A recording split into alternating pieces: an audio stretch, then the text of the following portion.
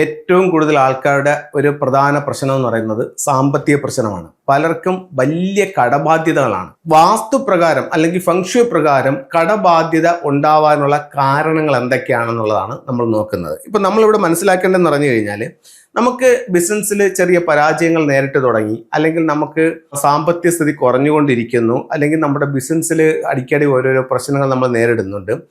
നിങ്ങളെ ബാധിക്കുന്നതായിട്ടുള്ള പ്രശ്നങ്ങൾ നിങ്ങളുടെ വീടിന്റെ വാസ്തുപരമായിട്ടുള്ള കാരണങ്ങൾ കൊണ്ടും ആകാം. എല്ലാ പ്രശ്നവും വാസ്തു കൊണ്ടാണെന്നല്ല ഞാൻ പറയുന്നത്, വാസ്തുപരമായിട്ടുള്ള കാരണങ്ങൾ കൊണ്ടും ആകാം. അപ്പം അത്തരത്തിൽ എന്തെങ്കിലും നിങ്ങൾക്ക് ഫീൽ ചെയ്യുന്നുണ്ടെങ്കിൽ നിങ്ങൾ എത്രയും പെട്ടെന്ന് സമയം കളയാതെ നല്ല ഒരു ഫെങ്ഷി കൺസൾട്ടന്റിനെ കാണിച്ചുകൊണ്ട് ഈ പ്രശ്നങ്ങൾ നിങ്ങൾക്ക് പരിഹാരം ചെയ്യാനായിട്ട് സാധിക്കും.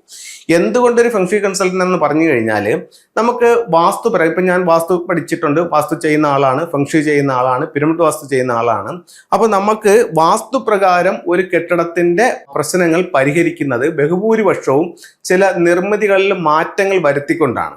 അപ്പോൾ എല്ലാവരും അത് ഇഷ്ടപ്പെടുന്നില്ല. അത് ഇഷ്ടപ്പെടാത്തതിന് പല കാരണങ്ങളുണ്ട്. ഒന്നെന്ന് പറയുന്നത്, ഇവർ ഇഷ്ടപ്പെട്ട് വെച്ചൊരു വീട് അതിൻ്റെ ഒരു എലിവേഷനിൽ കാര്യമായ വ്യത്യാസം ഈ ഒരു പൊളിച്ചുമാറ്റൽ പണിയിലൂടെ ഉണ്ടാവും.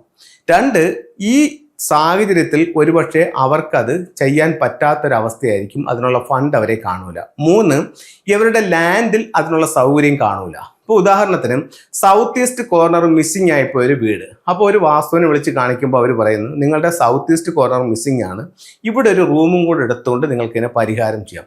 പക്ഷേ അവർക്ക് ഇവിടെ ഒരു റൂം എടുക്കണമെന്നുണ്ടെങ്കിൽ ഇവർക്ക് അവിടെ വസ്തുവില്ല, അവരുടെ അതിരവിടെ നിൽക്കുകയാണ്. അപ്പുറത്തെ പറമ്പിലേക്ക് വെച്ചാലേ ഇവർക്ക് ആ ഒരു റൂം അവിടെ ചെയ്യാൻ പറ്റുന്ന ഒരു സാഹചര്യമാണെങ്കിൽ അപ്പോഴും ഇവർക്കത് ചെയ്യാൻ പറ്റാതെ വരും. അപ്പോൾ ഇത്തരം സന്ദർഭങ്ങളിൽ, ഇത്തരം സാഹചര്യങ്ങളിൽ ഫെങ്ഷുയി പ്രകാരം ചില റെമഡികൾ ഉപയോഗിച്ചുകൊണ്ടും ഇതിന് പരിഹാരം കാണാനായിട്ട് സാധിക്കുന്നതാണ്. അപ്പോൾ ഇതിന് പരിഹാരം കണ്ടാൽ മാത്രം പോരാ, ഇതിന് നമ്മൾ ആ ഒരു പരിഹാരം കാണുമ്പോൾ നമ്മൾ അതുവരെ അനുഭവിച്ചു കൊണ്ടിരുന്ന പ്രശ്നങ്ങളിൽ നിന്ന് മാറാനും നമുക്ക് സൗഭാഗ്യങ്ങൾ കിട്ടാനും അതിലൂടെ സാധിക്കുകയും ചെയ്യും. അപ്പോഴാണല്ലോ ഇത് കറക്റ്റ് ആകുന്നത്, അപ്പോഴാണല്ലോ നമുക്ക് അതുകൊണ്ട് പ്രയോജനം ഉണ്ടാകുന്നത്. അപ്പം അതുകൊണ്ട് എല്ലാ പ്രശ്നങ്ങളും നമുക്ക് ഒരുപക്ഷെ പൊളിച്ചു പണിഞ്ഞുകൊണ്ട് ചെയ്യാൻ പറ്റണമെന്ന് ഇരിക്കില്ല. അങ്ങനെയാണെങ്കിൽ നിങ്ങൾക്ക് ഫെങ്ഷി കൺസൾട്ടൻ്റെ സേവനം നിങ്ങൾക്ക് സ്വീകരിക്കാവുന്നതാണ്. അതുകൊണ്ടാണ് ഞാൻ ഈ ഫെങ്ഷിയുടെ കാര്യങ്ങൾ പറഞ്ഞത്.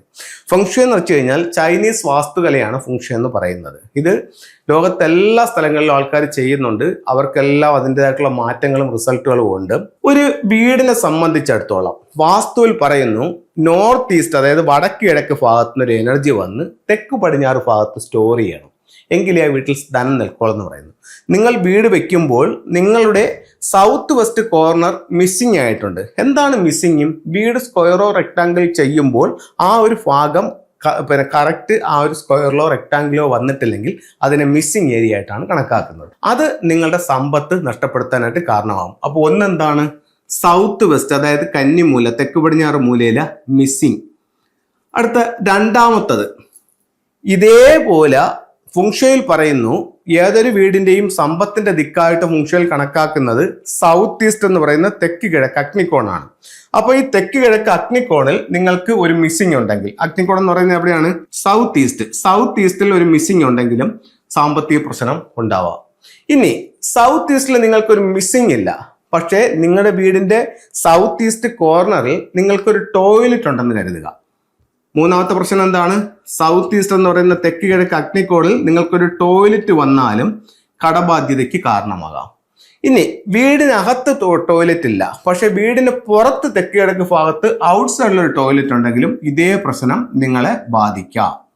അടുത്ത നാലാമത്തെ റീസൺ, നിങ്ങളുടെ വീടിന്റെ തെക്ക് കിഴക്ക് എന്ന് പറയുന്ന അഗ്നിക്കോണിൽ വീടിന്റെ പുറത്ത് ഒരു സെപ്റ്റിക് ടാങ്ക് അല്ലെങ്കിൽ ബോർവെല്ല് അല്ലെങ്കിൽ കിണറ് അല്ലെങ്കിൽ ഒരു വേസ്റ്റ് വാട്ടറിന്റെ കുഴി, ഇതിൽ ഏതെങ്കിലും വന്നാലും നിങ്ങളെ ബാധിക്കാം.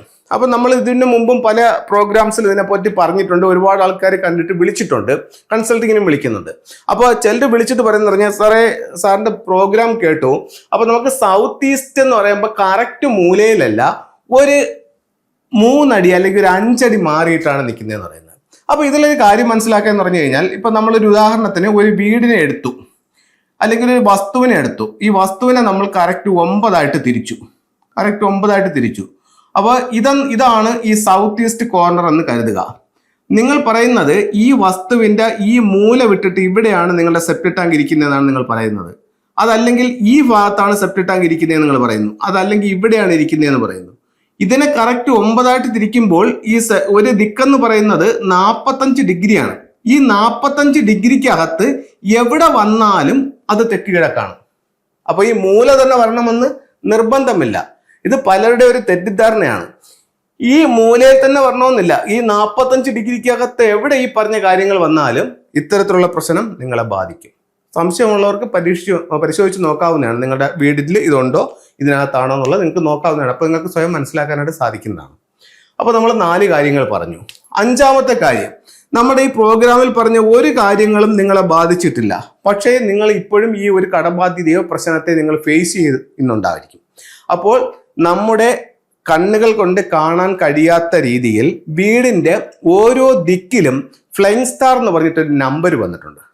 എല്ലാ വീട്ടിലും ഉണ്ട്. ലോകത്ത് എവിടെ ഒരു കെട്ടിടം പണിഞ്ഞിട്ടുണ്ടോ ആ കെട്ടിടത്തിന്റെ 8 ദിക്കിലും സെൻട്രൽ ഭാഗത്തുമായിട്ട് ഈ ഫ്ലൈയിങ് സ്റ്റാർ നമ്പറും ഉണ്ട്. അത് 10x10 ഒരു റൂം ആയാലും 1000 സ്ക്വയർ ഫീറ്റ് ഉള്ള ഒരു വീടായാലും 5000 സ്ക്വയർ ഫീറ്റ് ഉള്ള ഒരു വീടായാലും ഈ ഫ്ലൈയിങ് സ്റ്റാർ നമ്പർ ഉണ്ട്. അപ്പോൾ നിങ്ങളുടെ വീടിന്റെ എൻട്രൻസിലോ നിങ്ങളുടെ ബെഡ്റൂമിലോ ഈ പറയപ്പെടുന്ന ഒരു 5 എന്ന് പറയുന്ന സ്റ്റാർ വന്നിട്ടുണ്ടെങ്കിൽ, ഇതിലാണെങ്കിൽ അത് മൗണ്ടൻ സ്റ്റാർ ആയിട്ട് വരണം. മീൻസ് ഒരു 5-9 അങ്ങനെ എന്തെങ്കിലും ഒരു 5 പിന്നെ ലെഫ്റ്റിൽ വരണം. അല്ല, നിങ്ങളുടെ എൻട്രൻസിൽ ഒരു 9-5, അതായത് 5 വാട്ടർ സ്റ്റാർ ആയിട്ടും വരണം. ഈ രീതിക്ക് എൻട്രൻസിലോ ബെഡ്റൂമിലോ ഒരു മൗണ്ടൻ സ്റ്റാർ ആയിട്ടോ ഒരു വാട്ടർ സ്റ്റാർ ആയിട്ടോ വന്നിരുന്നാലും നിങ്ങൾ കടബാധ്യതയിലേക്കും ടോട്ടൽ ലോസിലേക്കും പോകും. അതെങ്ങനെ കണ്ടുപിടിക്കാന്ന് ചോദിച്ചു കഴിഞ്ഞാൽ നല്ലൊരു ഫെങ്ഷി കൺസൾട്ടന്റിന്റെ സേവനം അവിടെ ആവശ്യമാണ്. ഇപ്പൊ നമ്മളൊരു യൂട്യൂബ് പ്രോഗ്രാം കണ്ടു, 1 കണ്ട് 2 കണ്ട് 3 കണ്ട് 5 കണ്ടു. ഇതിൽ പല കാര്യങ്ങളും പറയുന്നുണ്ട്. അപ്പൊ ഞാൻ 5 വീഡിയോ കണ്ടപ്പോൾ എനിക്ക് കാര്യങ്ങളെല്ലാം മനസ്സിലായെന്നും പറഞ്ഞ് ഒരിക്കലും നിങ്ങൾ സ്വയം ഇതിനെ ചെയ്യാനോ അല്ലെങ്കിൽ ഇതിനെ പരിഹാരം ചെയ്യാനോ നിൽക്കരുത്. നിങ്ങൾ കാണാത്ത, നിങ്ങൾ അറിയാത്ത ഒരുപാട് കാര്യങ്ങൾ ഇതിനകത്തുണ്ട്. അപ്പോൾ എപ്പോഴും നല്ലൊരു കൺസൾട്ടിനെ കാണിച്ച് അവരുടെ നിർദ്ദേശപ്രകാരം വേണം നിങ്ങളുടെ അതിന്റെ പരിഹാരങ്ങൾ ചെയ്യാനായിട്ട്. ഫെങ്ഷുയുടെ ചില ടൂളുകളിലേക്ക് നമുക്ക് പോകാം. ഒരു വീടിന്റെ 4 ദിക്കുകൾ 4 സ്വർഗീയ മൃഗങ്ങളാൽ സംരക്ഷിക്കുമെന്നാണ്.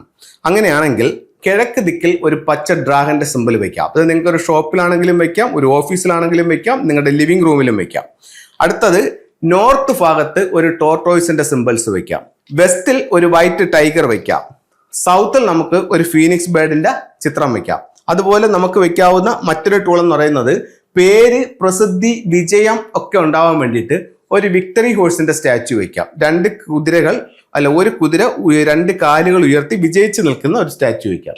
അതേപോലെ തന്നെ കപ്പിൾസിന്റെ ഐക്യത്തിന് വേണ്ടിയിട്ട് നിങ്ങളുടെ ബെഡ്റൂമിന്റെ സൗത്ത് വെസ്റ്റ് കോർണറിൽ ഇത്തരത്തിലുള്ള ഒരു മാൻഡേരിയൻ ഡെക്കിന്റെ സ്റ്റാച്ചു വയ്ക്കാം. അപ്പൊ എല്ലാവർക്കും എല്ലാ ഐശ്വര്യങ്ങളും ഉണ്ടാവട്ടെ എന്ന് പ്രാർത്ഥിച്ചുകൊണ്ട് നിർത്തുന്നു. നന്ദി, നമസ്തേ.